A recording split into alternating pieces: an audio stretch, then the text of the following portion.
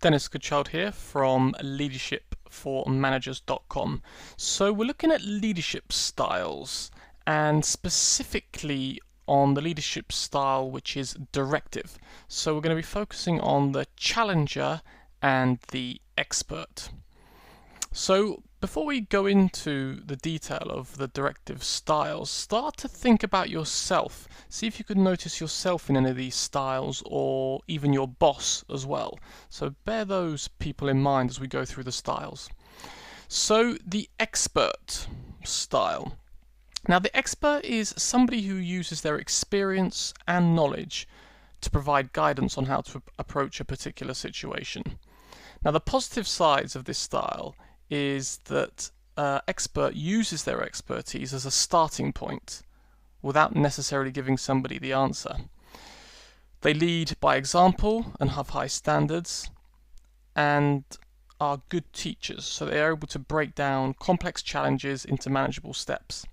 Now, if the expert style is overused, then the expert can become a compulsive advisor, where they end up being more interested in themselves than actually listening to others, and can end up solving problems for people who could actually solve it for themselves. Now, if I think of examples of the expert style which has been used effectively with me, I think of teachers that have influenced me. So teachers that have passed on their knowledge and experience generously, helped me become a better thinker, and have been really great examples, so they've walked the talk. So that's the expert style of leadership. Now, the other directive style is the challenger. Now, a challenger is a person who has a vision to see what can be different about a person or a situation, and most importantly, they have the courage to act on what they see.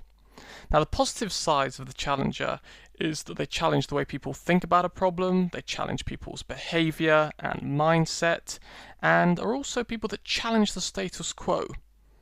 So aren't happy with the way things are, and comfortable giving difficult messages, and also have high standards and encourage improvement. Now, if the challenger style is overused, it can start to lose its impact, and a person can feel emotionally battered. And also, a person can feel overly criticized to the extent that they feel obliged to have to change in response to feedback. Now, an example of somebody who used the challenger style for me would be Steve Jobs, someone most definitely that changed and challenged the status quo. So, the innovations in digital music like the iPod and iTunes, the iPhone, the iPad. So this is someone for me that had a vision and most importantly had the courage to act on it. And also somebody who had very high standards, so he demanded excellence in his products and wanted them to be easy to use for consumers.